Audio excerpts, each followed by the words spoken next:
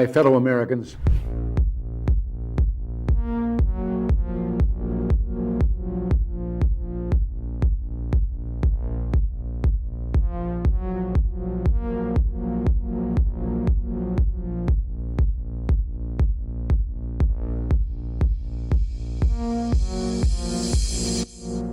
You might be wondering, why in the world is there a 30-minute countdown before the show starts? Well, we actually start live every day at 4 p.m. Eastern time, so this whole 30-minute countdown is a chance for YouTube and Rumble to send out their alerts and notifications, so we encourage you to gather up and hang out with everyone in the chat room. So every day at 4 p.m. Eastern time is when we do this show live. You can join us for the countdown if you like, or just set your clock and reminder that at 4 p.m. Eastern is when we go live. You can also make sure you subscribe and turn on that bell notification, so hopefully you will get a notification.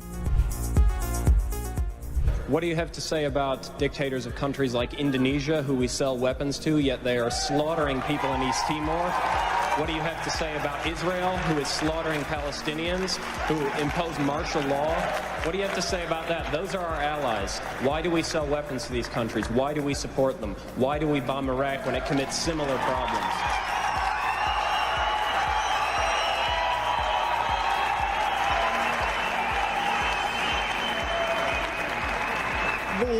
There are various examples of things that are not right in this world, and the United States is trying.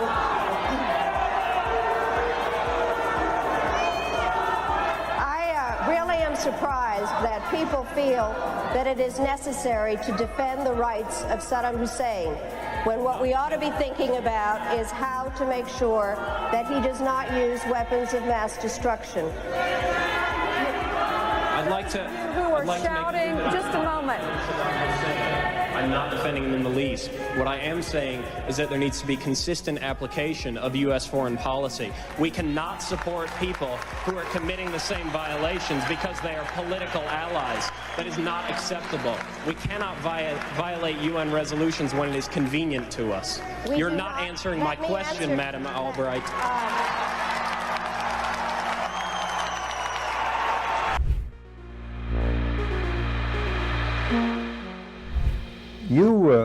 You briefed the press, did you not, when you were there?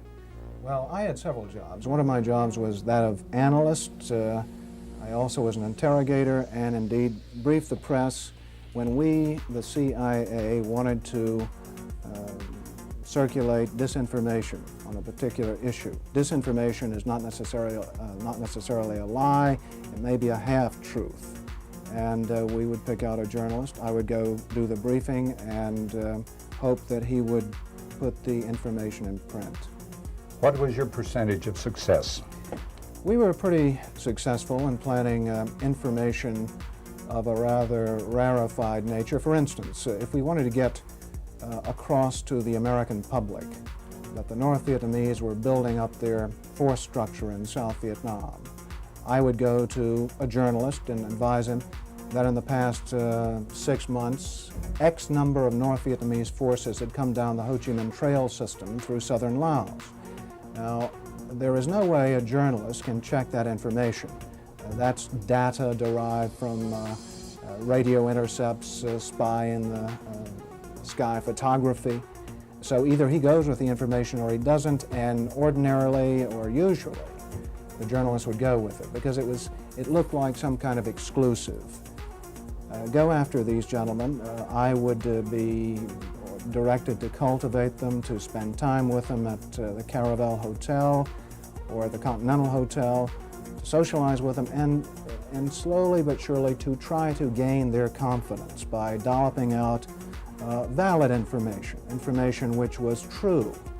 And then I would drop into a conversation the data that we wanted to get across, which might not be true. One piece of data, for instance, that we managed to plan in the New Yorker magazine had to do with a supposed North Vietnamese effort in 1973 to develop airfields along the border of South Vietnam. The reason we wanted to plant this information was that we were trying to persuade the U.S. Congress that Saigon should continue to get a great deal of aid and that the North Vietnamese were the chief violators of the ceasefire accord. That was printed in the New Yorker magazine under the byline of Robert Chaplin, as indeed was a great deal of such information which we tried to circulate. Frank, a two-part question. What were the objectives of or what was the objective of the CIA? What about the moral implications of what you were doing in feeding disinformation? Did the objective override the moral implications, moral problems? Well, the objective of the agency in general is to generate intelligence and get it back to Washington, to get at the truth and make sure the policymakers understand it.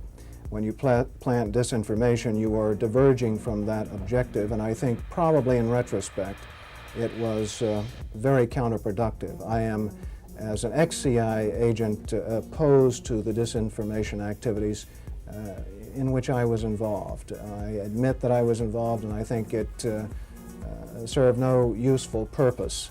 Propagandizing the American public or Congress is not the CIA's job. As to the morality of what the CIA was doing or that particular activity, the war was a very relative thing. It was a relativist environment, and morality seldom came into play when you were operating in the field. In my estimation, a CIA man should be amoral. That may sound pretty shocking to somebody, but what if my morality were that of a Nazi or agent, if you will? You wouldn't want me to be your intelligence officer. Keep the morals out of intelligence. Keep the truth in, and stay away from disinformation.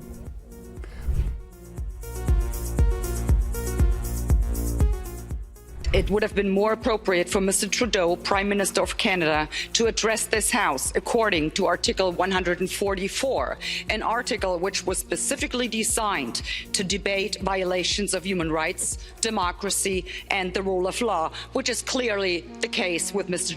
Trudeau.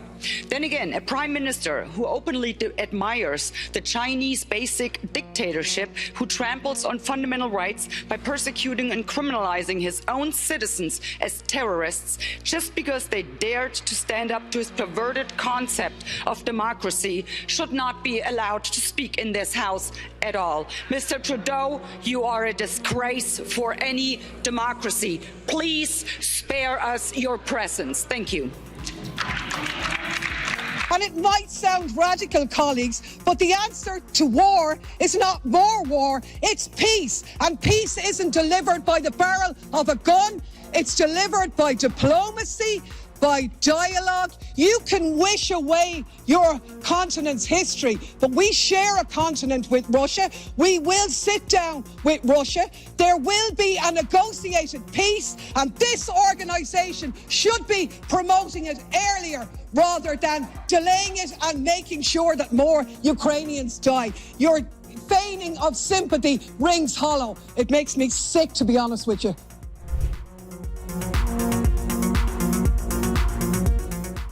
We become involved when disinformation poses a threat to the security of our country. It is when there's a connectivity to a threat to our country. It could be a threat, a connectivity to violence. And what this working group does, is precisely what I would think you would want it to do, which is to take a look at the work, the disinformation work that our department has done, and ask the following questions. Do we have policies? Do we have guardrails? Do we have standards? But here's the problem. We can't even agree. We can't even agree what disinformation is. You can't even agree that it was disinformation, that the Russians fed information to the Steele dossier. If you can't agree to that, how are we ever going to come to an agreement on what is disinformation so you can police it on social media? Senator, I have 2 points, if I may finish. Number one, that what this office, what this working group does, because it's not an office, what this working group does is ensure that there are guardrails definitions, standards to make sure that the free speech rights, the civil rights, civil liberties, and privacy rights of individuals. So do you think COVID disinformation threatens our national security? And number two, if I may, Senator, and number two, is it your proposition that when the cartels spread disinformation with respect to our immigration policies to try to lure vulnerable migrants to our border illegally? I think you've got no idea what disinformation is, and I don't think the government's capable of it. Do you know who the greatest propagator of disinformation in the history of the world is?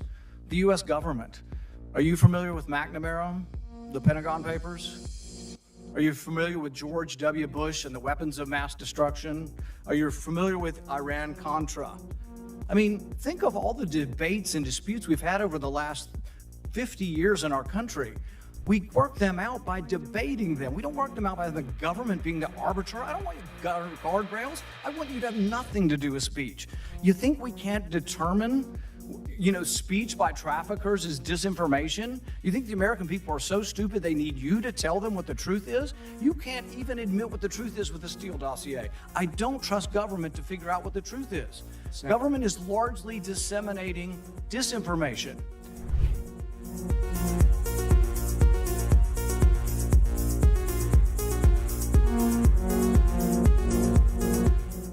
You would know this this is a bit of an aside, but in terms of how you think about problem sets, when I was a cadet, what's the cadet motto at West Point?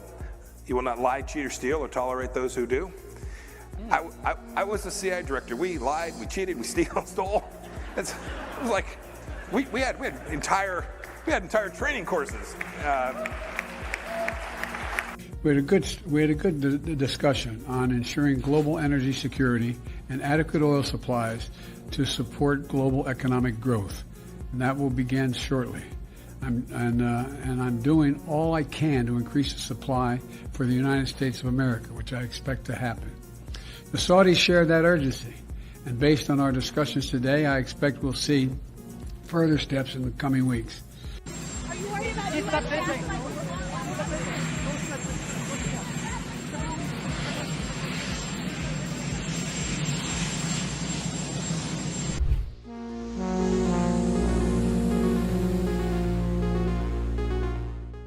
Hey everyone, just as a reminder, our show starts at 4 p.m. Eastern Time, just a few minutes from now, but I should remind you that we have a daily newsletter. It's totally free. Natalie and I work very hard on it every morning over a cup of coffee, putting the stories together that we think are important that the mainstream media is going to ignore. All you need to do is go to our website. It's just redacted.inc. Put in your email address. We won't ever sell your email to anybody. And then you'll receive a welcome email. And all you need to do is verify that email, and 7 a.m. Eastern Time is when we send out our daily newsletter. And it's about 5 or 10 minutes in length that you can read it over your cup of coffee. And like I said, we cover 4 or 5 of the big stories of the day, plus a couple of things you might have missed while you were sleeping. We try to have some fun with it, add a little humor into it. And again, it's a great way to start off your morning. But it's also a great way for us to stay connected with you as well, because we've been banned and blocked on some of these platforms before, where we haven't been allowed to post anything, not even a community post. So the only way for us to stay connected with you is through our newsletter. We were able to send out a newsletter and say, hey everyone, we're blocked for the next week, and let you know what was actually going on with our show. Anyway, go to redacted.inc and sign up for the free newsletter, and it'll be posted first thing in the morning over your cup of coffee.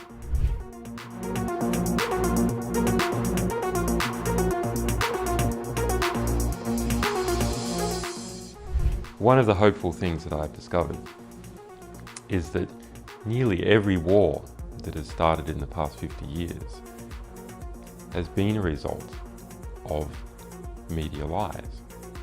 The media could have stopped it if they had searched deep enough. If they hadn't reprinted government propaganda, they could have stopped it.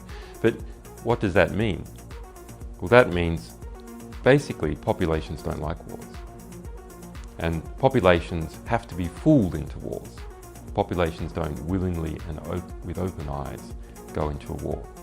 So if we have a good media environment, then we'll also have a peaceful environment. You killed a million people in Iraq. That is a separate... You killed 1 million people in Iraq.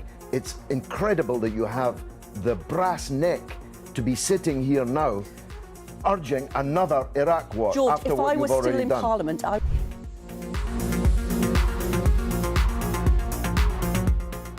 There can be no doubt that Saddam Hussein has biological weapons and the capability to rapidly produce more, many more. And he has the ability to dispense these lethal poisons and diseases in ways that can cause massive death and destruction. If biological weapons seem too terrible to contemplate, chemical weapons are equally chilling. UNMOVIC already laid out much of this, and it is documented for all of us to read in UNSCOM's 1999 report on the subject. If we consider just one category of missing weaponry, 6,500 bombs from the Iran-Iraq war, UNMOVIC says the amount of chemical agent in them would be in the order of 1,000 tons. These quantities of chemical weapons are now unaccounted for. Dr. Blick says, quipped that, quote, mustard gas is not marmalade. You are supposed to know what you did with it. We believe Saddam Hussein knows what he did with it, and he has not come clean with the international community. We have evidence these weapons existed. What we don't have is evidence from Iraq that they have been destroyed or where they are. That is what we are still waiting for.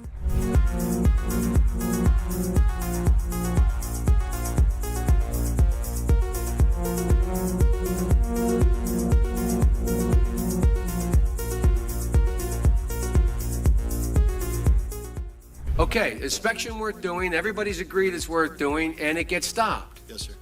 At that moment, we're an automatic pilot as far as you're concerned. Period. No ifs, ands, or buts. Now, I respect that. But now, it seems to me the Secretary of State might have a slightly different problem.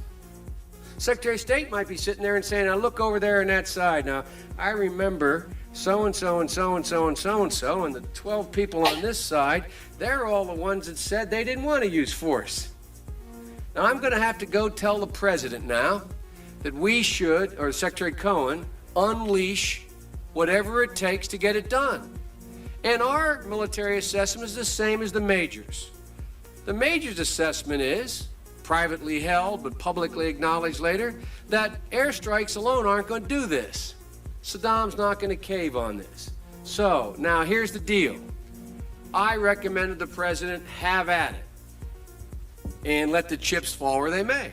A reasonable position for the Secretary of Defense, the Secretary of State to take. But I respectfully suggest, Major, I respectfully suggest they have a responsibility slightly above your pay grade. Slightly above your pay grade. To decide whether or not to take the nation to war alone, or to take the nation to war partway, or to take the nation to war halfway. That's a real tough decision. That's why they get paid the big bucks. That's why they get the limos and you don't. I mean this sincerely. I'm not trying to be flip, because I think, and that's why I said at the outset, the reason why I'm glad you did what you did, we should come to our milk. We should make a decision. But in terms of whether the Secretary of State has no more to consider than you do as the arms inspector, you didn't get in, didn't get my job done, get me in. Period. You made the deal, right? That's the deal. A deal's a deal. Get me in. Scott Ritter, I'm ready to go. It's not how it works. Now, maybe it should work that way. But wouldn't you acknowledge that if you were President of the United States or the Secretary of State, you'd sit there and say, now, okay, old Scotty boy didn't get in. We said he should get in. We want him to get in. It's important that he does get in. They're not going to let him in. So what are we going to do now? We know that France and Russia aren't going to be with us. We're quite confident China's not. We've already run those traps. They're not there. We're not sure where the United States Senate is, but have at it, boys. Go get them. And by the way, Scott and the boys say air power's not enough. I think it's a legitimate debate, Major. I think it's a legitimate debate.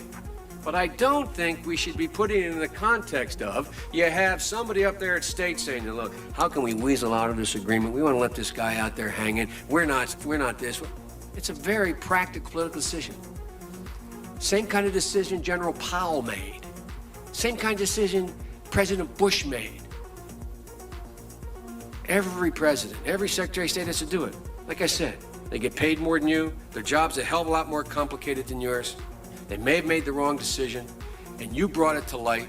We should address it. We should say straight up where we are, and we should do it. And for that, I thank you. But it's above your pay grade.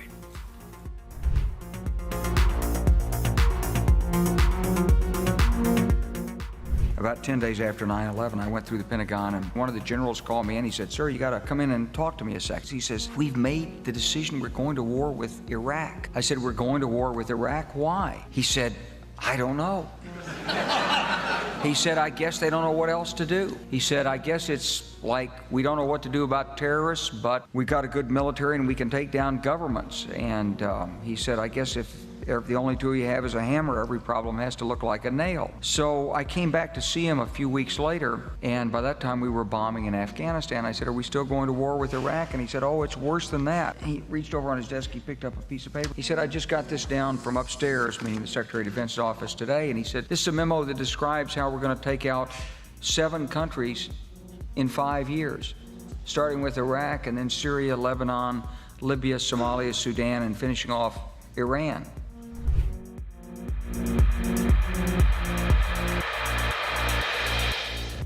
Hey everyone, Clayton here. The show is going to start at 4 p.m. Eastern Time. I should remind you that we have a VIP community. It's our Redacted Rebel VIP community. Now, this show is totally free, what you're watching right now, right? You can subscribe here on YouTube and Rumble, totally free. But if you'd like to support independent journalism, we are run by you. Without you guys, we wouldn't be able to do this show. We wouldn't be able to hire the team that we have. We wouldn't be able to afford the servers that we have. We wouldn't be able to afford the reporters that we have, the team that we have. So you can support us by going to redacted.inc, and on the right side of your screen, you'll see a VIP community button. Just click that, and for the price of a cup of coffee once a month, you can support us. We put out exclusive content, early interviews that no one else will see, live streams just for our VIP Rebel community. So again, it's totally free to watch this show, but if you do want to support independent journalism, we would really appreciate it. Come on over to redacted.inc, click on that community button, and decide if you want to sign up or not. It's totally up to you. We thank you. And meanwhile, the show will start in just a few moments at 4 p.m. Eastern Time.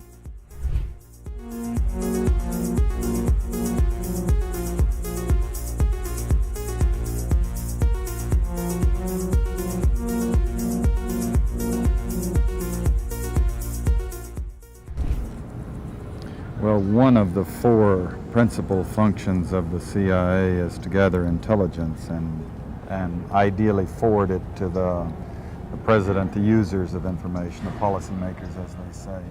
There are other functions, however, some of them more legitimate than others. One is to run secret wars, the covert action that's written and talked about so much, like what's happening in Nicaragua today from Honduras. Another thing is to disseminate propaganda to influence people's minds, and this is a major function of the CIA. And unfortunately, of course, it overlaps into the gathering of information. You have contact with a journalist, you will give him true stories, you'll get information from him, you'll also give him false stories. For example, in my war, the Angola war that I helped to manage, 1/3 of my staff was propaganda. Ironically, it's called covert action inside the CIA. Outside, that means the violent part. I had propagandists all over the world, principally in London, Kinshasa, and Zambia. We would take stories which we would write and put them in the Zambia Time, and then pull them out and send them to a journalist on our payroll in Europe. But his cover story, you see, would be that he'd gotten them from his stringer in Lusaka, who had gotten them from the Zambia Time. We had the complicity of the government of Zambia, Kenneth Kaunda, if you will, to put these false stories into his newspapers. But after that point, the journalists, Reuters and AFP, the management was not witting of it. Now, our contact man in Europe was, and we pumped just dozens of stories about Cuban atrocities, Cuban rapists. In one case, we had the Cuban rapists caught and tried by the Ovimbundu maidens who had been their victims, and then we ran photographs that made almost every newspaper in the country of the Cubans being executed by the Ovimbunda women who supposedly had been their victims. These were fake photos? Oh, absolutely. We didn't know of one single atrocity committed by the Cubans. It was pure, raw, false propaganda to create an illusion of communists, eating babies for breakfast and that sort of totally false propaganda.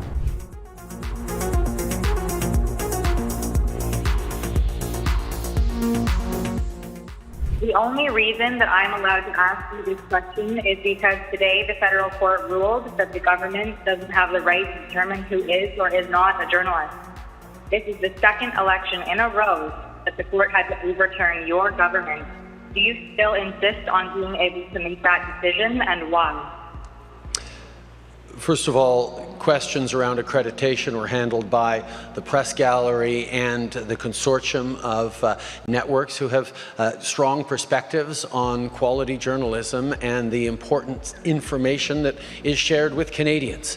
The reality is organizations like yours that continue to spread misinformation and disinformation on the science around vaccines, around how we're going to actually get through this pandemic and be there for each other and keep our kids safe, is part of why we're seeing such unfortunate anger and lack of understanding of basic science. And quite frankly, I won't call it a media organization, your group of individuals need to take accountability for some of the polarization that we're seeing in this country. And I think Canadians are cluing into the fact that there is a really important decision we take about the kind of country we want to see. And I salute all extraordinary, hardworking journalists that put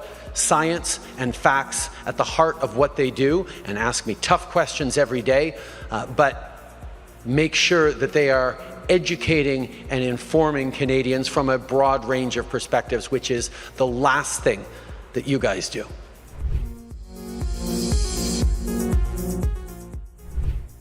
Whatever our hopes may be for the future, for reducing this threat or living with it, there is no escaping either the gravity or the totality of its challenge to our survival and to our security. A challenge that confronts us in unaccustomed ways in every sphere of human activity. This deadly challenge imposes upon our society two requirements of direct concern, both to the press and to the President. Two requirements that may seem almost contradictory in tone, but which must be reconciled and fulfilled if we are to meet this national peril. I refer first to the need for far greater public information, and second, to the need for far greater official secrecy. The very word secrecy is repugnant in a free and open society, and we are, as a people, inherently and historically opposed to secret societies, to secret oaths, and to secret proceedings. We decided long ago that the dangers of excessive and unwarranted concealment of pertinent facts far outweighed the dangers which are cited to justify it. Even today, there is little value in opposing the threat of a closed society by imitating its arbitrary restrictions. Even today, there is little value in ensuring the survival of our nation if our traditions do not survive with it. And there is very grave danger that an announced need for increased security will be seized upon by those anxious to expand its meaning to the very limits of official censorship and concealment. That I do not intend to permit to the extent that it's in my control.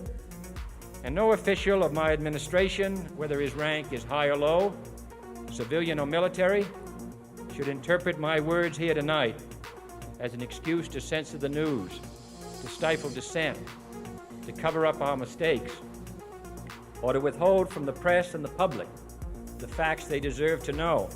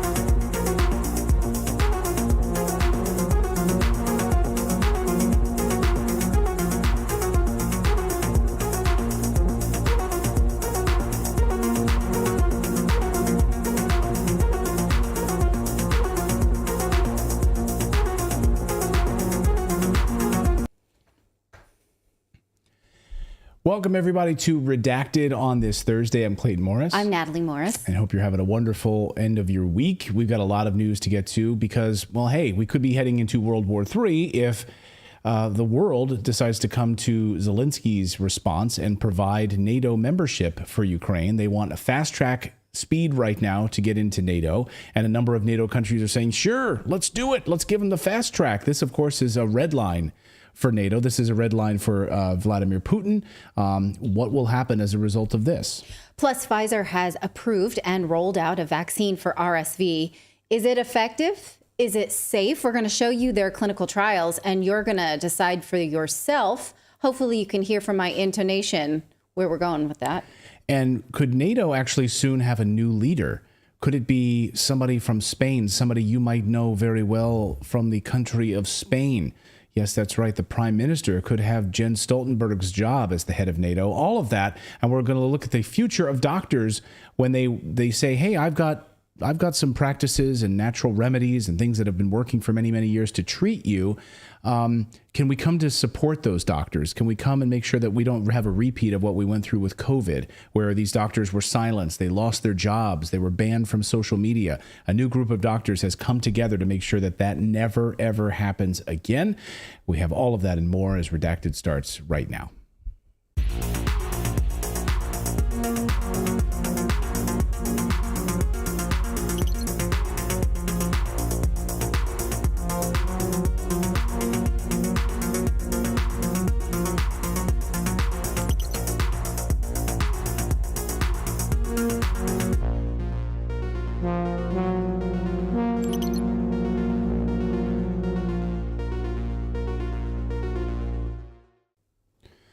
Welcome, everybody. Hope you're having a wonderful Thursday. We've got a busy show for you, and we do have a daily newsletter. That's right. I'm going to tell you all about it. It is a summary of a lot of the news that we do on this show, plus more, in fact, quite a bit more. If you go to redacted.inc and subscribe to the newsletter, it's totally free. It comes to you now through the summer. We're going to be doing it Monday through Thursday. We had been doing Monday through Friday. But when the kids come home and I try and write the newsletter with the kids home, it makes me crazy. And I have more spelling errors. So if you don't mind, please do subscribe. It is free. You'll get lots of fun news, plus all the links that we talk about so you can read things for yourself. Plus, there's a lot of fun stuff. Like, for instance, today there was a bear that broke into a bakery and ate all the cupcakes. Isn't that funny, honey? That's so funny. No, the best part was when the people walked up to look at the bear and they ran away. They got terrified. It really was like a cartoon where they're just walking along and like, bear eating all the cupcakes. It's wonderful. It's like all of the stuff from this show plus more feel-good stuff. So please do subscribe to our free newsletter coming to you Monday through Thursday from now on. All right. Well, let's talk about your top story, which is what's going on in Ukraine and this fast-tracking NATO membership, plus some craziness in Mexico. Right. So you may think, if you live in North America, that, these weapons, that's all happening over there. I'm all good and safe. Well, why now are javelin missiles that the U.S. sent to Ukraine showing up in the hands of Mexican gangs? That's a good question. North America? That's a good question. That is what the news in Mexico is reporting. I'm going to let you see just the top of this, and since I assume you don't speak Spanish, I'll speak over her. So go ahead and watch what this newscaster in Mexico says. Presunto miembro del cártel del Golfo en Tamaulipas fue grabado portando una de las armas más exclusivas y poderosas, un javelin.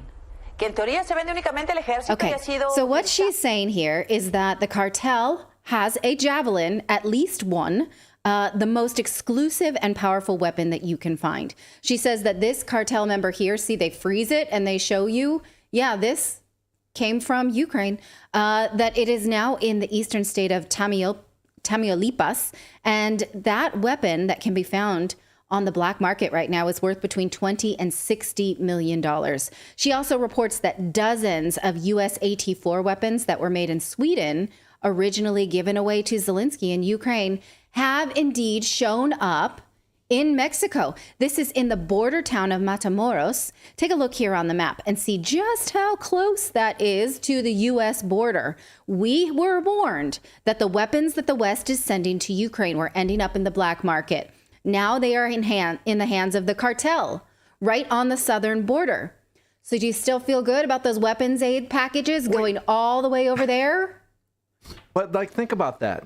Like, there's no way they got that from overseas and then sent it back, right? So it's like, are they just like, they would have probably got that before it was even shipped out. How is that possible? Wait, what? How do you mean? Why can't they get it there from there to here? It's still on this continent, meaning it didn't leave this continent and then come back. Like, how did they get it in just on the other side of Mexico? Meaning that there's some, like if these are getting shipped overseas, you would think that they follow them to the shipping yard, they follow them to where they go, and then they go overseas. It's all tracked somehow, at least to get over there. But they're having it right across the border. No, we know that they're not. That doesn't make any sense. We know that they're not being tracked. We've known that for a long time. We've been saying that since at least last summer. We've been saying that. But my point is, I just think that they would be tracked at least out of the U.S. Well, some of them never were in the U.S. because a lot of times these weapons, for instance, the tanks, the United States either leases them or has some sort of intellectual property ownership of them. So the United States has given permission, for instance, the F-16, was it the F-16 fighter jets? One of the F-level fighter jets. Biden recently said that he was giving permission to NATO countries to send them. So the United States sort of ordains it, and then other countries send them. And we talked about recently how Spain and Portugal were like, we're not going to send those. We need them. So these weapons that she's talking about were made in Sweden and then gifted to Zelensky. But we've talked many times about how they are not tracked. And so they end up on the black market. I would think that the cartel has an easy way to ship them because they a lot of times import their drugs in at seaports. I don't think it would be that much harder to get guns in. I mean, if you were to ask me how it's done, like if I wanted to smuggle these arms in, I'm the wrong person.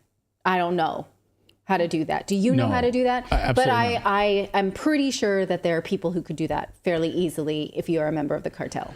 So people are questioning whether or not this is in fact a javelin, and there's differing opinions of exactly what model number this is. By the TV station, specifically the Mexican TV station, identified it as a Raytheon-made FGM-148. It is believed to be a Javelin missile launcher. And so I don't know where the distinction is, but we know that, of course, a lot of these have already been flooding into parts of Africa. They've been flooding into parts of the Middle East. Most of this stuff is winding up. We've shown you websites. We've shown you almost like eBay style black market websites where this stuff is being sold on the black market. Russia has gotten their hands on it. They've been able to buy the stuff on the black market and show that we have American weapons that are right here. The Wall Street Journal has admitted that most of these weapons they can't track and follow. So it's not a surprise at all. And some in the chat are even saying, wouldn't be surprised if we actually sent them directly to the cartel, which that is something I hadn't thought of before. But think about it. That kind of goes along with the narrative they've been talking. They've been floating it around. Lindsey Graham talked about it, invading Mexico. And if we can say, hey, they're stealing our weapons, now we have no choice but to invade. Right. But it's not surprising if you have been following the narrative that Ukraine doesn't know what they're doing with this stuff. In fact, even today, the Wall Street Journal published this crazy video showing that, look at the headline, Ukraine might struggle to maintain these Abrams tanks. They kind of compare this to like, well, you know how to drive, but you may not know how to drive like the latest model of something. You'll eventually figure it out. I found this bit especially interesting from this editor at the Wall Street Journal. Listen in if your ears perk up at the same place mine did. 2014. So they are not going to be starting from scratch learning how to drive a tank here. They will have to learn how to use the Abrams tanks. They'll have to learn how to use the targeting system. The Abrams is a 4-person tank. The Soviet tanks have 3 people in them. So they'll have to learn details. But if you know how to drive a tank, you know how to drive a tank. So one way to think about this would be you go from a 10-year-old Toyota to a new Tesla. You know how to drive, you just have to learn how to do it on this new vehicle. Okay. A tank's a tank, he says. We didn't have the sound on for the first part. What he says is they've been fighting the Russians since 2014. That's interesting because the Western media has pretended like this war broke out in March of 2022. So is this the first Western media's admission that Ukraine has been bombing ethnic Russians inside their own country since 2014? It's kind of a backwards way to say it, but okay. They present points about how the trucks that bring support to these tanks can't get through all the terrain. Like if it's muddy, the tank can get through, but the truck that brings the parts that support it can't. Like, is this a new problem? Doesn't everyone in war have this problem? You know, and they're presenting it as like a folly of Ukrainian military might. Like they have these unique problems. Like, sorry, but I'm pretty sure that everyone in war has that problem. Like if a tank breaks down, you need some kind of support to get to it. And it's hard for that support to get there, right? This to me doesn't seem new. Like even, I know I talk about the Mongols a lot because I read a book about the Mongols. The Mongols had ways to do this. Like they had a lot, like this, I don't know. There's a lot of sort of excuses being offered to the Ukrainian military. A lot of passes. And again, if your military is full of first timers, as many Ukrainians admit, they're not trained for this. They don't want to go and die on the front lines when this is their first military experience. And then people get hurt because they don't know what they're doing. That's what happens today. Take a look at this article from NBC News reporting that Russians killed civilians in Ukraine. See, it says here, Russian bombardment of Ukraine capital kills at least 3 people, including a child. But then take a look at this explanation. It says Ukrainian air defenses shot down all 10 cruise and ballistic missiles launched by the Kremlin, but falling debris caused damage and casualties, wounding 6 people and killing those 3, according to authorities. So if all 10 missiles were shot down, Russia did not hit its target, and there is no assurance that they were targeting civilians then. It was Ukraine that shot them down into civilian areas, which we have seen them do many times before, like last week in Dnipro. And this is what happens when you send weapons into the hands of untrained forces. People get hurt and die. Now, meanwhile, Russia says that it has destroyed Ukraine's last warship. This is a Russian military leader who is saying this, and I just muted it because I assume you don't speak Russian. What he's saying is that they destroyed Ukraine's last warship, the Yuri Olenferenko, in the port of Odessa. They also claim to have pushed Ukrainian units out of 2 settlements in the Donetsk region. I'm not going to try and say the names of them.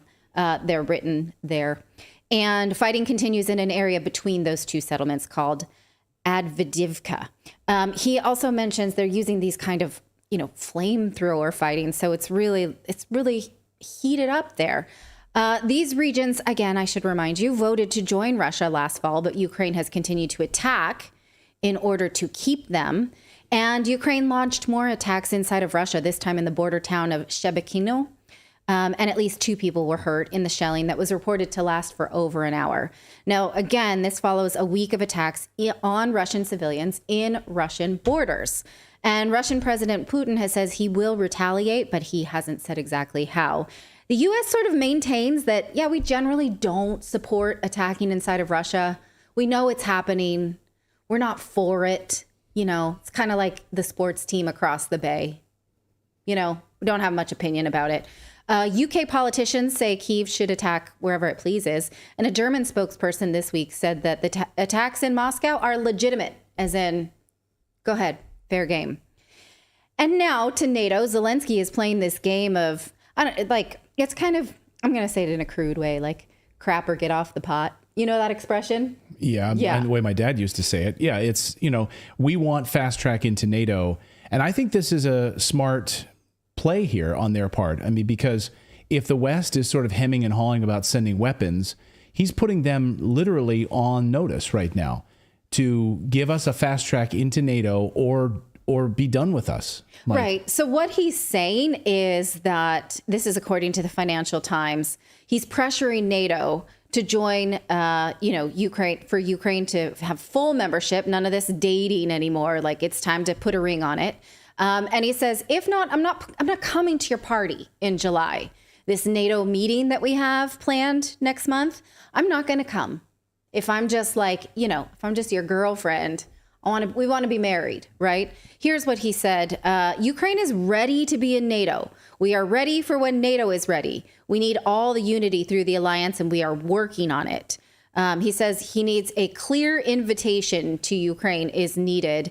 Doubts must vanish. Positive decisions for Ukraine will be positive for everybody. There should be no hot war or frozen conflict on our continent. When there are no security guarantees, there are only war guarantees. So he's basically saying, look, we're in this war because we're not a full-blown part of NATO. You're not protecting us. You know, this is, again, it comes off like a girl trying to get her boyfriend to just commit already. Like, I'm done with this. And NATO has continuously said they don't want this because of corruption in Ukraine, which continues to be a problem. But now that there's this ultimatum, they do seem to be having their hands forced because they don't want him to go and negotiate peace. I don't think that they're really against them joining NATO at all. I mean, Jens Stoltenberg has said openly that they're for it, and they reaffirmed that a few weeks ago. I think the EU is pointing out the corruption, and well, we're not really moving towards EU membership just yet. We'll hold off on that. NATO seems much more willing to want to poke the bear. But well, they've sort of never paid happen, lip though. service to this all along and like, well, we'll see. Yeah. But again, you know, all member states have to vote for it. And there have been plenty of member states that are not in favor of this. So it could really fracture NATO as we know it. Yeah. And as Colonel Douglas McGregor has said on our show, he really believes that this is the end of NATO, that this is going to be the death of NATO. And this idea that it's a defensive organization is laughable, absolutely laughable at this point. When you extend NATO right up to the door of the Russian bear, you're not a defensive organization at all.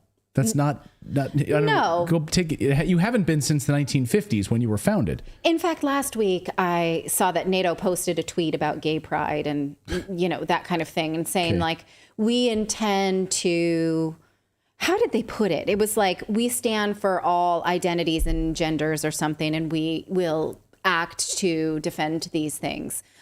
To which I wondered, like, oh, are we going to start bombing for ideology then? Because diversity bombs, that's fine, right? So this is what they're doing now. They're standing for ideological ways that Equity the whole bombs. world has to be. It's pretty interesting. Although I would say, if you call Zelensky's bluff, he's still going to show up in Western countries. He's still going to come to your party. Yeah. Do you think he's going to, if President Biden invites him to Washington, he's not going to show up now? He's just going to He's rebuff? not going to come to NATO countries. He's no longer going to ask NATO countries for money. No, of course he's still going to be showing up. But I think this is a If he ploy. were alone in Kiev with no Western media interested in him. This is a ploy. This is a smart move. Right, so it's what like I'm good cop, saying is call the bluff. It's good cop, bad cop is what they're trying to do here. Yes. Right? And I think it's probably, he doesn't move unless the puppet masters in Washington make him move, or the intelligence community in the intelligence staff in London make him move, right? So they're telling him what to say in this regard. They're telling him, hey, draw a line in the sand right now. Push NATO in this direction, and it'll force their hand, and then NATO will feel like they're compelled. We had no choice. We have to come to his defense. We have to fast track membership into NATO, which would be World War III if we're not already there. We absolutely are, but this would solidify that. Yes. And And then anyway, every NATO country has to now put their entire firepower behind Ukraine, Right. which, you know, they have been loath to do, or at least slow to do.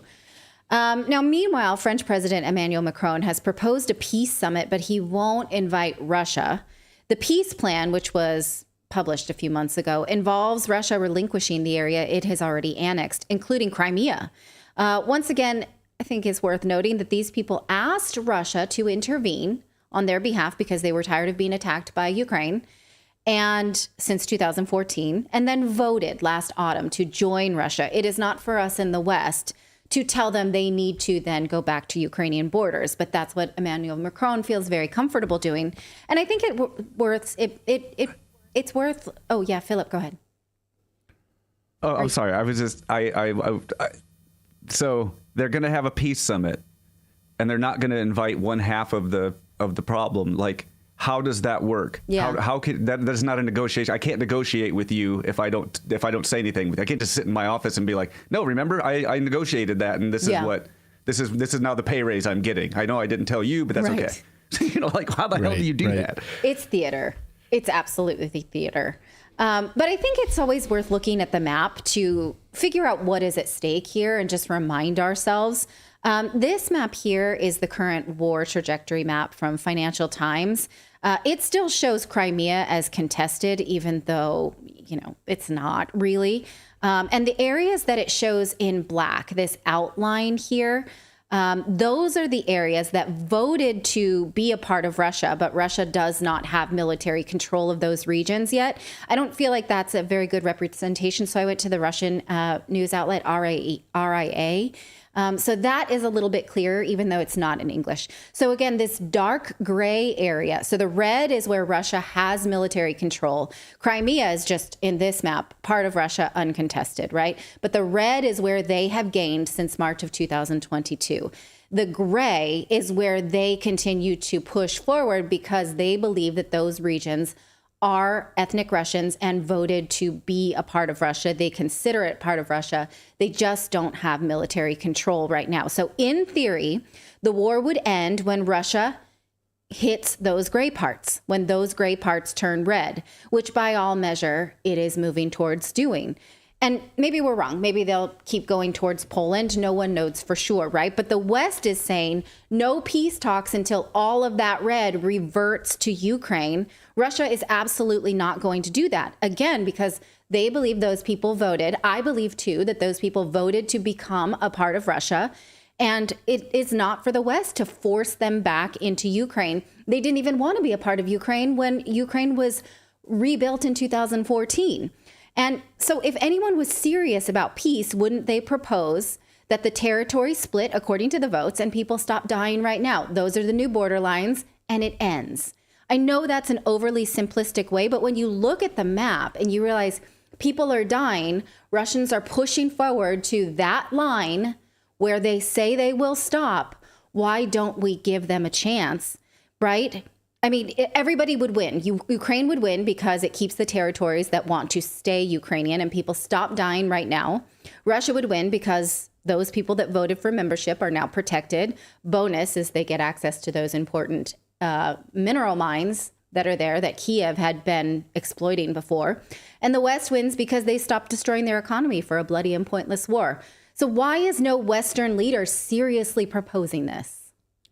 Because they don't want it. They absolutely want the destruction of Russia, and they are an absolute threat to the West. With the rise of Russia and the strength of the Russian and BRICS coalition, and the strength of the the Chinese-Russian coalition, this is an absolute threat to the U.S. dollar, and it's about U.S. dollar hegemony and Western hegemony. That's what it is. So they will not allow this to happen. They've called openly for the removal of Vladimir Putin and the destabilization of Russia. That's absolutely what they want. And they've gotten the opposite, as we talked about last night with Scott Ritter here on the show. The opposite has happened. Russia is now stronger than it's ever been as a result of this. So it's not going to happen. It's because, neocons lose then if it, right. But I just have to wonder when someone, is interacting with you and they have a Ukrainian flag in their profile, I just have to wonder, do you want these areas that voted to be Russian and asked Russia to intervene on their behalf, do you want to force them back into Ukraine? Is that what your Ukrainian flag means? I'm just very curious. Yeah. Or do you care about the Ukrainian people? Who are being thrown into the meat grinder, the 16-year-olds, the 15-year-olds that are being thrown into war, the 65-year-olds that are being thrown into the meat grinder now. The men who have no military training and couldn't leave with their families. Yeah, and because then go to the front line. To that, I would raise a Ukrainian flag and say, absolutely, we don't want those people to die. We don't want any of these people to die. So what does that mean then when you put up a Ukrainian flag profile? Like, do you have some Ukrainian heritage? I get that. But if you have no connection whatsoever and you just want to virtue signal, what are you signaling? Right. Because to me, there's... it makes it... Yeah, go ahead. It just makes it really easy for them to keep throwing money because they have this poor Ukraine that needs our money. They need our help. But they know that people aren't going to vote for boots on the ground. If they try to put boots on the ground, people are like, no, we're not for that. But we're okay sending money. And it's like they're going to do all that. Then they're going to move to Taiwan and do the same thing. So to me, it all just looks like a big money play. They're like, let's just dump as much money as we can as possible to get our war contractors happy, all these elites happy. Then we'll go to Taiwan and do it. And then we can still send money because people are going to be like, oh, we don't want to put boots on the ground, but we still got to support them. And we still got to support Taiwan and all that. So it just seems like money to me. Oh, it is. It's the military-industrial complex. It's the neoconservatives. It's the neocons. And it's the Democrats, too, who make boatloads of money off of these guys. I mean, who funnel and, throw millions of dollars at their campaigns and put them in Washington so they can curry favor. Yeah. And so a lot of people agree that's not a javelin. People keep continuing to say it's not a javelin. There seems to be back and forth on whether or not it's an AT-4, the Swedish-made rocket, which is like the disposable, unguided rocket that we saw at the beginning of the report. Maybe there's, what people are saying, it could have just been an empty shell. It could have been an empty launcher. And to the point that... I thought javelins came out of trucks. Like, I thought those were the ones that are on the back of the big trucks. No, those are shoulder fire. It could also be lost in translation. She says javelin. Javelin. And she says maybe javelin. that means something else in Spanish. But that's what she said. So we're just saying what she said, and that's what that Mexican news station was reporting. But to our eagle-eyed observers and others, yes, it does look like an AT-4, the Swedish-made, unguided. It's not actually, as... she later does say AT-4s. What she's pointing out here, maybe that's not. So maybe in other video they've captured, there's javelins and AT-4s. Nevertheless, it doesn't matter. AT-4s... comes from, they coming from the Ukrainian army surplus store, basically. It's it's like the overflow of Ukrainian arms. It doesn't matter if it's an AT-4. It doesn't matter if it's a javelin. It doesn't matter if it's coming out of there. It's flowing right into the hands of these individuals. They have military-grade weapons, period. Full stop. Right. Yeah, and where are they getting them? Because we know where they're getting them. That's the bottom line, and how these things are flowing all over the world. I mean, I've talked to sources. I've talked to excellent sources who've told me that these weapons are flowing into Africa, African nations, flowing to Latin America, and they're coming right out of Ukraine. And that is a fact. So we can parse words over. I'm trying to remember. We really care. We reported on it a while back, but wasn't there like a cargo jet that came from Ukraine to Greece that was just full of weapons? Didn't we report on something like that, or did I dream that? Oh, yes. I thought so. Yeah, oh, yes. And that was a big story that actually got swept under the rug. We covered it here on the show. And that was actually a big story. Why was a cargo plane filled with weapons suddenly downed over Greece? And it totally was ignored. And it was filled with weapons. That was a pretty big story, and we covered it here on the show, I think last spring perhaps, or last summer, I think. But it got no coverage in the mainstream media, absolutely at all. And that was a big story. All right. Well, thank you for your eagle-eyed weaponry expertise. I appreciate that. Let us Thanks know. to all of our javelin users. They're like, I've got javelins in the garage. Right. That is not a javelin. Okay. I was just out shooting a buck. I took down a bull earlier today. So I do speak Spanish, and I just kept listening to her over and over again to make sure I had it right. And it is highly possible that the word she's using for this weapon is just something that I hadn't heard before. So yeah, I don't know. Well, yeah. We could take it as user error. I'll take that one, and take it for what it's worth. We've got more news to get to here on the show. Hey, Pfizer is back. Has Pfizer learned their lesson? And now in their new vaccine rollout, they're going to test it with thousands of people to make sure that it's safe and effective. Oh boy, wait till you hear what Pfizer is up to in their next round of vaccines. Also, the Prime Minister of Spain could be ready for a new job. He keeps losing. He keeps losing as many elections as possible, regional and local elections. But he could be elevated. That's what happens to politicians when they lose. They get new jobs. They get elevated. That's what the World Economic Forum wants. So could Pedro Sanchez, Prime Minister of Spain, become the new head of NATO? We'll have a full report on that. But let's talk about these vaccines now. All right. Well, Big Pharma has paid Magic Johnson to tell you that RSV is a big problem, but don't worry because the FDA has now rolled out the first vaccine for RSV.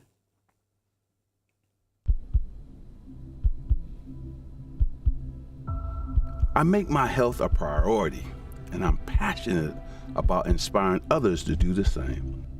I've teamed up with GSK to help bring education and awareness around a common contagious virus called RSV. Understanding how to help protect yourself against this virus is important, especially for older adults who are at an increased risk for severe infection. My mission in life is to empower older adults to be their own health advocates by putting their health first. Know your risk to help sideline RSV. All right, this commercial has already rolled out. Maybe you've seen it if you've been watching basketball games or things like that.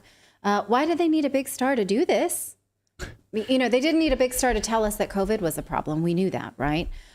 Because 3 vaccine makers are competing to release an RSV vaccine this year, which they estimate could make them between $15 and $17 billion per year. RSV is a respiratory virus. Moderna, Bavarian Nordic, and GlaxoSmithKline are working on their own RSV vaccines.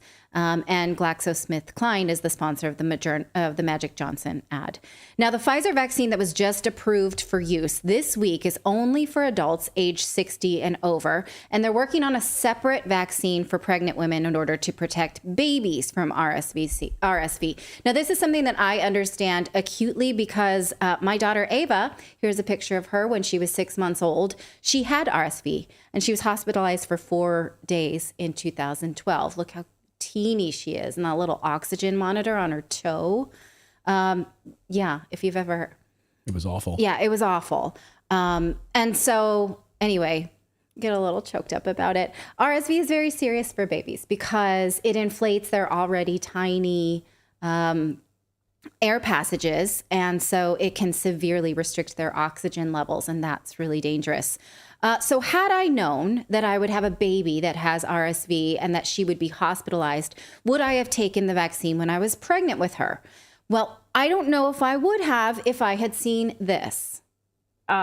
Later in the 3rd trimester is when it seemed to have the best efficacy, as well as strongest protection up to 30 days versus after that. Now, Pfizer is competing with GlaxoSmithKline for RSV vaccines. We did note specifically that GSK actually dropped out or paused their phase 3 because of certain safety signals, which you can see, of course, indicated in those votes there, specifically on preterm births. Pfizer noted 5.6% in their vaccine group versus 4.7% in placebo.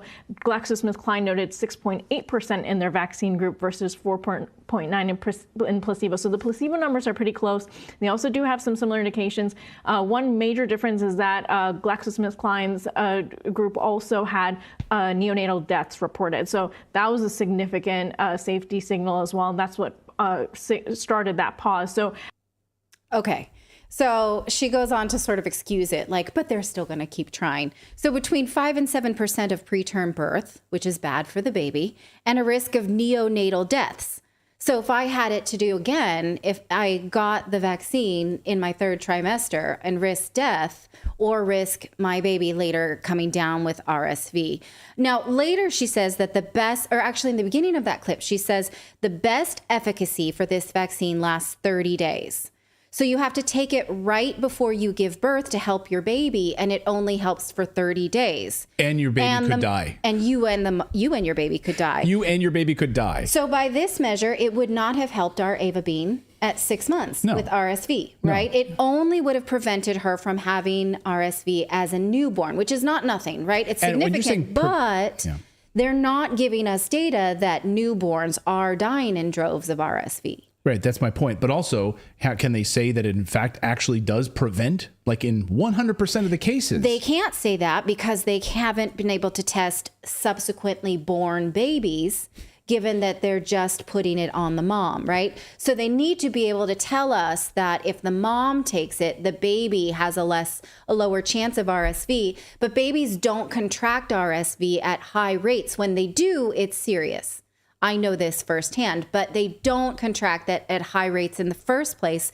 So how do they know, right? And again, given this risk of preterm birth, which is really bad for the baby, and also neonatal deaths, how can you then square those numbers? Well, let's look at how they squared the numbers for the vaccine that's on the market. The pregnancy one, not yet approved. It's being voted on, although in pre-votes, it was voted 14-0 yes. They're like, yeah, sure, killed some moms.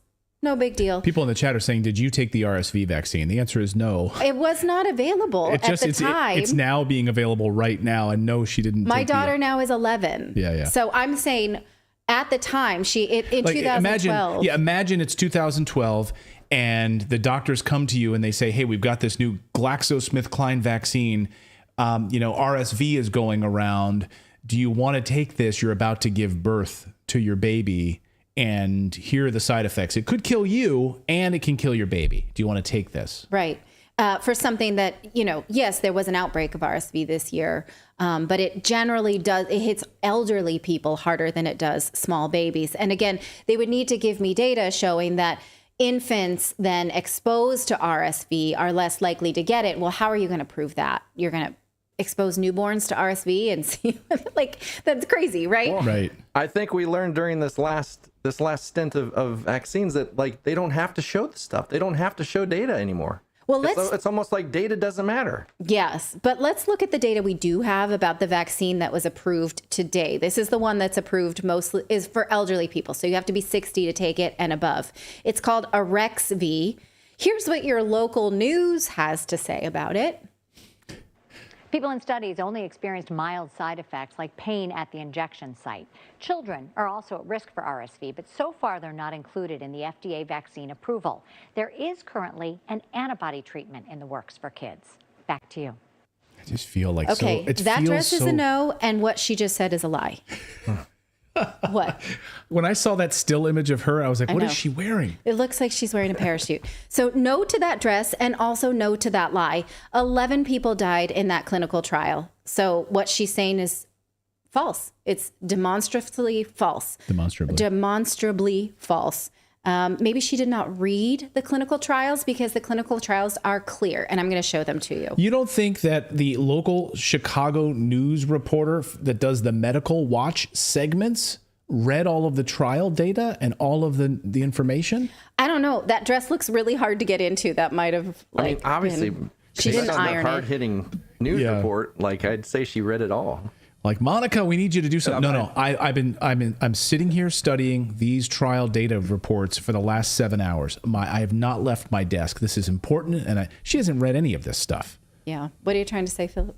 But I was going to say that sounds what Clayton's describing sounds dangerously close to journalism, and they don't do that there. That's not their bag. She's on Medical Watch. Okay. Incidentally, I commented on this YouTube video on that local channel's YouTube, and I linked to the vaccine trials, and I said, this is a lie. There were 11 deaths. Read this. Someone deleted that comment. Who do you think did it?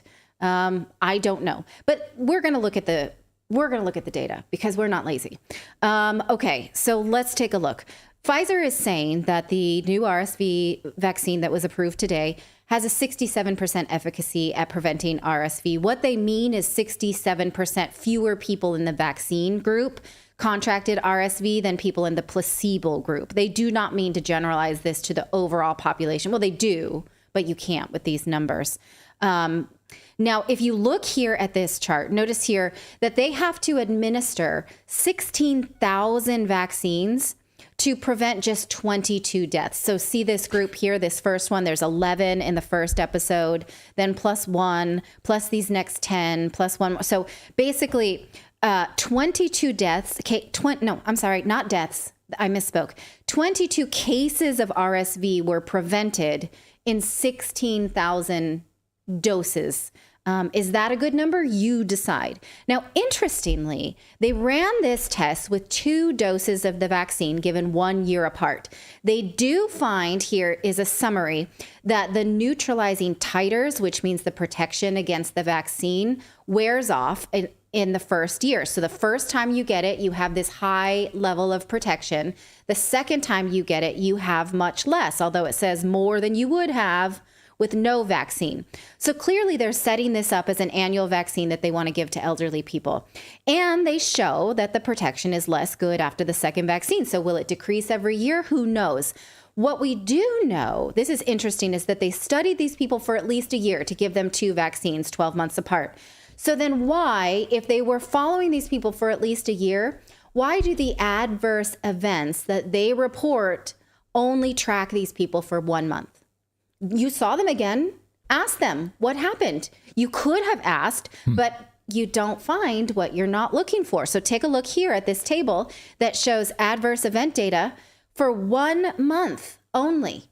1 month. right? And then what happened? Any lasting effects? But they were following them for a year. Well, we know that they saw them at least twice because they vaccinated them twice. Right. So they could have asked, like, hey, how'd you do with the first one? No, they don't want to know because, again, if you're not looking, you don't find. Right. Well, maybe that's why the Chicago news reporter told us that the only adverse effects that they saw were just some pain in the localized spot where they got the shot. That's what she said. Yes, she said that's what happened. But clearly in this chart, take a look. Let's look at these adverse events. Let's see. Serious ones, 103. Adverse events leading to death, 11. 11 deaths. Life-threatening, 24. Okay, so let's just add those two together, right? In 1 month of adverse events, we have 11 deaths and 24 life-threatening adverse events, meaning 35 people either died or almost died to prevent 22 cases of RSV. Does that ratio work out for you? Does that say full approval? And as Is that an awesome clinical trial? No, and as Dr. Peter McCullough has said on our show repeatedly, the number of deaths associated with the trial would, like 1 or 2, would literally stop it cold. Would stop it cold in its tracks. So here you have 11 in a month. Yeah. 11 in a month. And now we're approving this? Right. And 24 life-threatening. So near-death experiences. Okay. Again, that's 34. Yeah, Go ahead, Philip. Yeah. I just did the math real quick, but that's like where it says any event, that's 1,537 out of 16,000. That's a 9%, almost a 10%, almost 10% of the people that took it then in that trial. That's awful. Am I understanding the numbers correct? Wait, so you took that out of the sample size of 17,000? Of 16,000. Of 16,000. Of 1,500. Yeah. Right. Yeah, that's 9.6%. Yeah. So that's not great. You decide for yourself whether you think that's a great number and you're going to go line up to get it because you can if you're 60 and over. Pfizer is trying to make the case, though, that you need it if you're someone who has a weakened immunity because RSV is dangerous and kills between 6,000 and 10,000 older adults per year. So they're saying you need this if you have a weakened immunity. But look at the Pfizer press release about this today. Adults with weakened immunity may have reduced immune response. My God. You need it, but it won't work on you.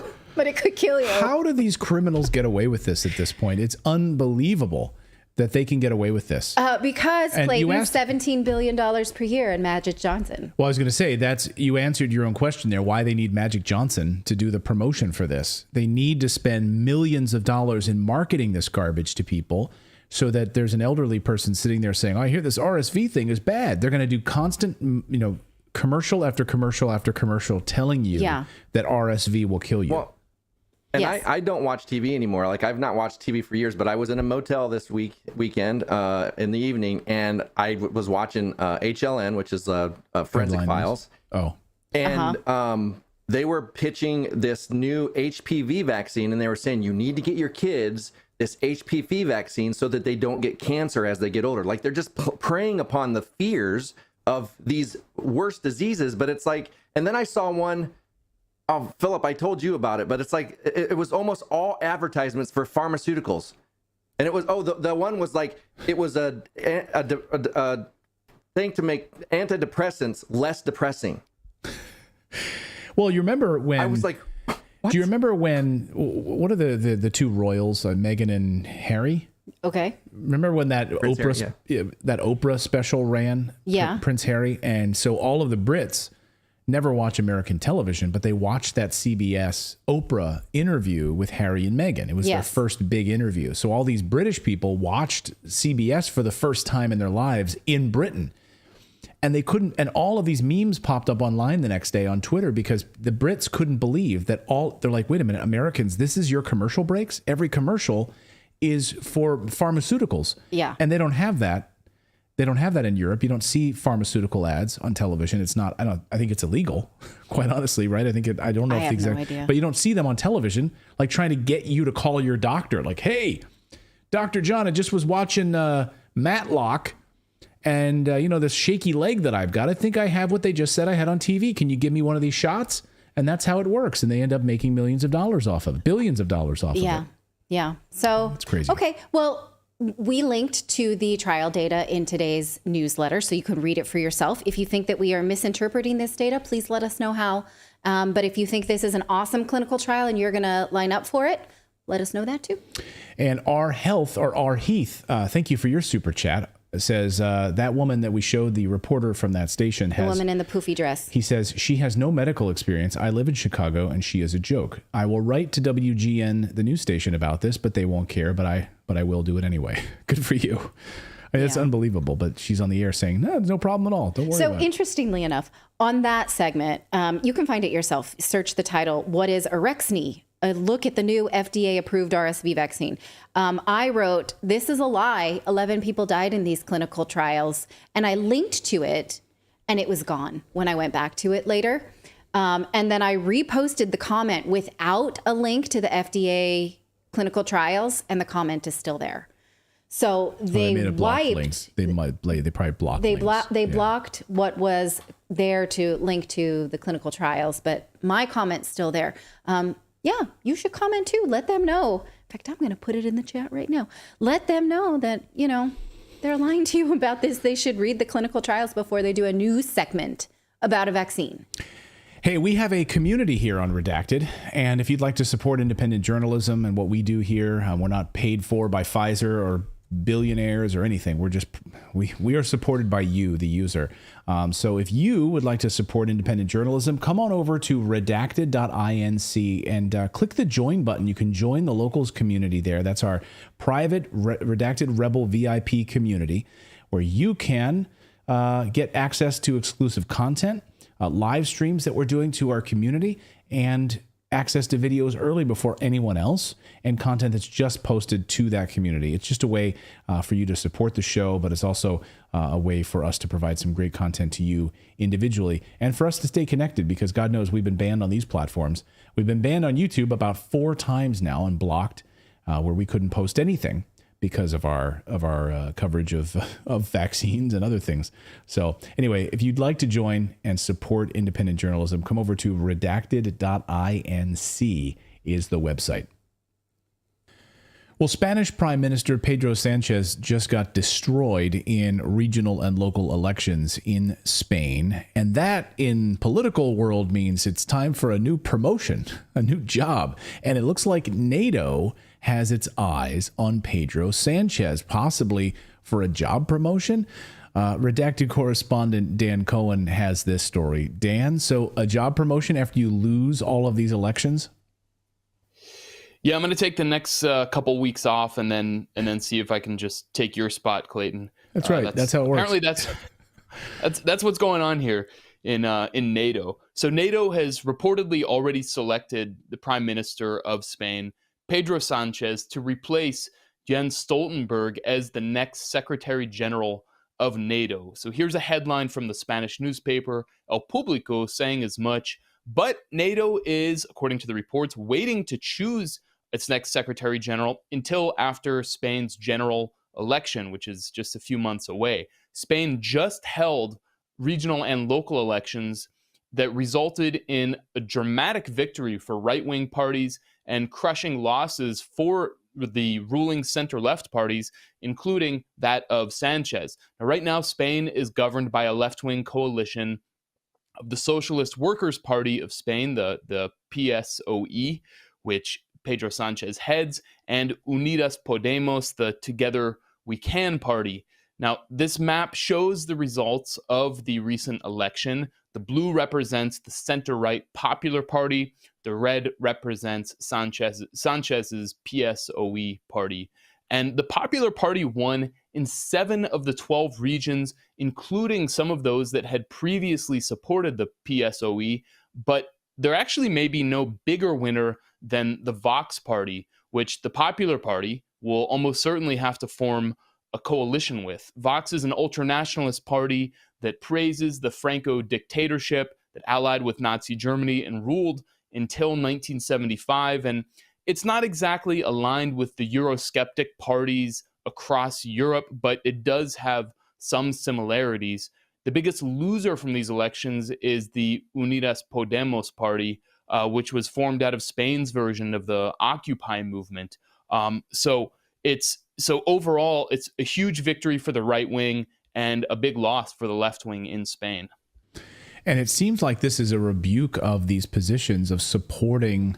I mean, it's amazing, right? On the one hand, you're supporting NATO, you're supporting this sort of globalist agenda, and you lose the elections locally in your country, but then NATO steps in and says, we're going to swoop you up as a potential new employee because of your loyalty to this globalist cause, right? I mean, it's ridiculous. The locals in Spain rejected this movement, and yet he's getting promoted.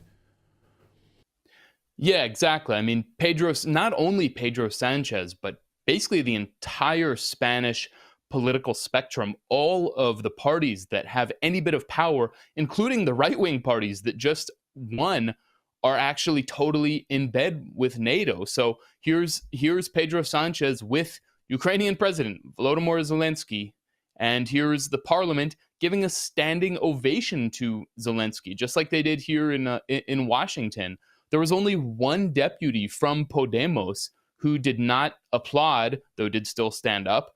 But overall, you can see how tight all the parties from the Spanish political arena are all pro-NATO, neoliberals, globalists, call them what you will. And this isn't only in Spain. Remember what happened with the Finnish Prime Minister, Sanna Marin, the World Economic Forum young leader? Well, she was real tight with Zelensky, went to Brussels, she went to Kiev, and now she's out. She lost her election. You have the German Social Democratic Party. They met with Zelensky and lost big in local elections earlier this year. So Zelensky kind of exemplifies the whole imperial machine, and he is giving the kiss of death to these political parties. But again, in Spain, the right-wing parties, the Popular Party, which supported and sent Spanish troops to Iraq for George Bush, they are pro-NATO and pro-Ukraine, and so is Vox, the far-right party, the ultra-nationalist party. They're also pro-NATO. So I think they kind of function as the opposable thumb of the Atlanticist globalist system. And again, there's just no alternative in Spain. Pedro Sanchez, the current prime minister, who's may end up becoming the head of NATO, he just called for snap elections. Apparently, he's hoping to scare the Spanish public into voting for his party again. It actually worked in 2019 when Vox kind of really emerged onto the scene. And it's the same strategy that Democrats in the US use. You have to vote Democrat to stop fascism and the evil Trump. But I don't know how many times that's going to work when there's no real fundamental difference in the economics and the political programs of these parties. There are some aesthetic differences, but fundamentally not so different. So if Sanchez and his party fail again in these snap elections or the upcoming general election, looks like he's, like you said, going to get kicked upstairs to a nice position as the head of NATO. Do we know what the margin of loss is for him? I mean, is it pretty substantial across the country? The amount of Spanish people are saying, we're done with this. We don't want to be a part of this globalist ideology. We don't want to be a part of this globalist agenda. Is it overwhelming, or is it by a squeaky margin? I think I don't know exactly what the numbers are in terms of margins, how comfortably the right-wing parties won. But I mean, the key thing is there are a handful, I think 3 regions that have long been kind of strongholds of Sanchez's party, of the PSOE, and those went to the Partido Popular, and there's also this kind of center-right party, and then there's also a huge swell of support for Vox. So even if people end up going back to the other party that's just as pro-NATO, there's obvious discontent with the party that has promised so much and has really done nothing. I mean, I would say less than done nothing, has actually gone along with the entire U.S. NATO agenda, has cut itself off from not only Russian gas, but also from gas in Algeria, where it gets quite a bit of it. So because Algeria is pro-Russia. So Spain, the political leadership has really just put average people, the masses, in an incredibly terrible position with, of course, inflation and everything else. Well, and we're seeing this rebuke coming from the likes of Italy, right? In that most recent election, we see the protests every day on the streets of Paris and across France, not just, of course, for pension and retirement age, but also anti-NATO protests. We're seeing it in Germany as well. Of course, this doesn't get any media coverage, but now Germany is now officially in a recession. As of last week, Germany is in a recession, and consumers can't afford anything. They can't afford to go out to dinner. That was specifically why Germany went into a recession on consumer spending. They don't have the money. And so you're seeing what has happened to Europe at large. And you're seeing it's not just Italy, it's not just Germany, it's Europe-wide.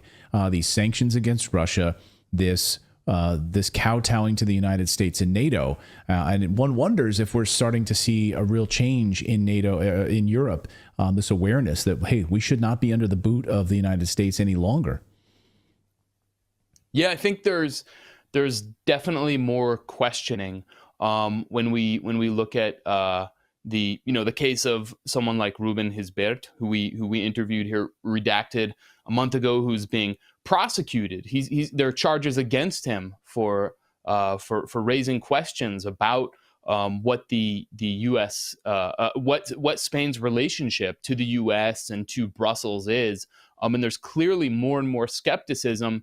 But in my mind, the question is, will that sort of crystallize? Will that become a political party, a political faction, or will that just stay in the margins? But either way, Pedro Sanchez, I guess, he's going to do really well no matter what. He'll be elevated too. I wonder how. We'll get you out of here on this, Dan, which is, Jens Stoltenberg, of course, has moved to expand NATO, been actively involved in the expansion of NATO into Finland, et cetera. And of course, over the past few days, Ukraine has moved to want to fast track their membership into NATO.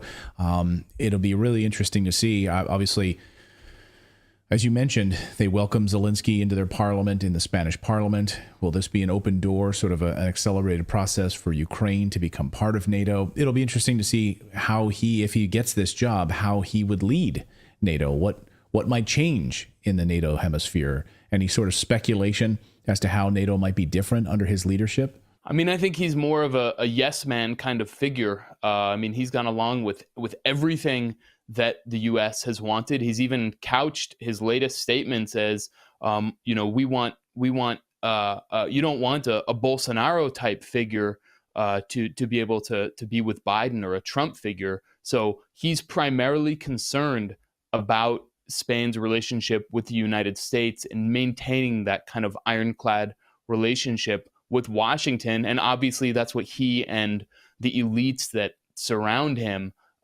benefit from. So I think he's just going to be taking orders from Washington, and the course of NATO expanding eastward, threatening World War III, putting us on the brink of nuclear annihilation and human extinction, is just going to go on. And Pedro Sanchez, if he ends up as the Secretary General of NATO, will be just a figurehead. Fascinating.